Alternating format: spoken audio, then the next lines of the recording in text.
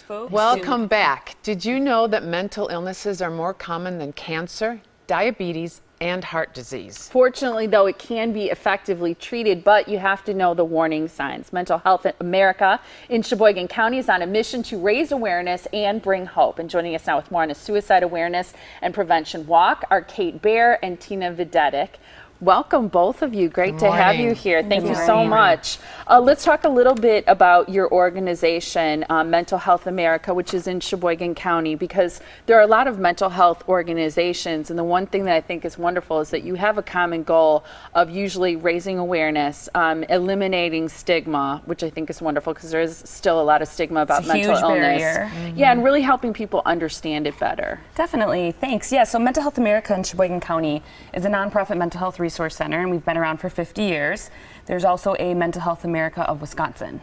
So we work together with them when we can, and they're located here in Milwaukee. And so our agency really helps folks under 3 different kind of focus areas: prevention, education, stigma, a big piece because we know that's a barrier in seeking help, self-stigma and cultural stigma. We have a youth educator who goes into the schools who talks about mental health, illness, and wellness. Then we also, access is a focus area, so how can people access help? It's wonderful. And, yeah, how can we help folks kind of direct them to all the different services and types of services? And then there's also recovery and support.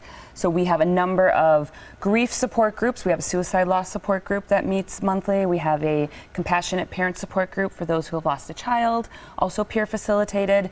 We have a therapy group that runs periodically. And then we have a peer support recovery drop-in center called Open Door. And that's a place where adults with mental illness can go, and it's a recovery model and kind of work with other folks who have lived experience, who self-identify as having had trauma, mental illness, and are in their stage of recovery. So it's kind of like an open door that you can come in anytime when you feel like you need to talk to someone more personally than maybe just a phone hotline? It is. It's a great resource in the community, and we get upwards of sometimes 50 people that are popping in. And then also, as a nonprofit mental health resource center, people are welcome to, again, call us at any time to get connected with services.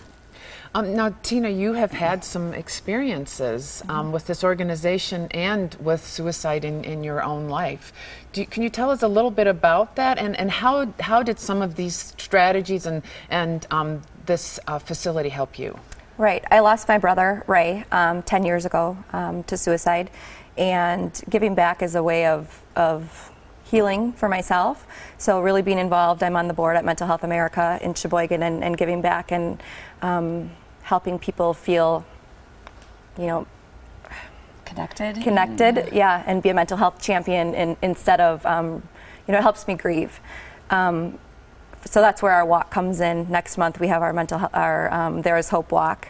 So tell us a little more about that, and how do you feel that uplifts people who participate in that? It really is a powerful event. I think there are a number of families that come to honor their loved ones, and they don't want to, you know, hide in a corner and not talk about it. They want us to talk about it because we need to do better as communities to support folks in continuation of care, accessing care, helping folks in need.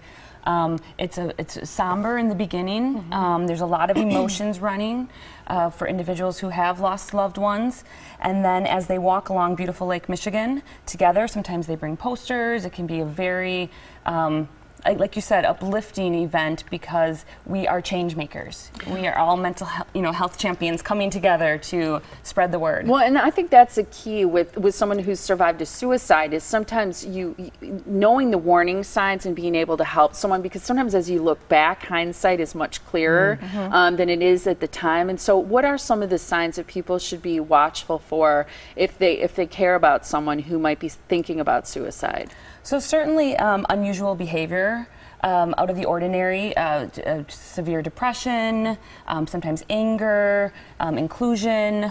If an individual's been talking about suicide, we need to take that really seriously. And so often we fear that asking the question is going to set it in their thought, and it's a myth. And I want people to know they can ask the question and know the resources before you approach a loved one. So connect, and you can always, in the Milwaukee and surrounding areas, call 911, ask for a CIT officer. That's a crisis intervention trained law enforcement individual. In Sheboygan, we have a 24-hour crisis line, 920-459-3151. And so it's really important to know that if an individual is going to respond in any sort of way, sharing that information, that you hear it without minimizing their pain. I think it's an important point. And there is hope. It's a suicide awareness and prevention and walk is happening Saturday, September 19th. So you have time to put that on your calendar. It starts at 8:30 that morning. It's at Deland Park in Sheboygan. The phone number 920-458-3951 for more information, or go to so that is Mental Health America Sheboygan.org. So it's MHA Sheboygan.org is the website. Thanks, ladies, so much. Thank you. Thank you your for time. sharing. Yeah, Thank you. absolutely.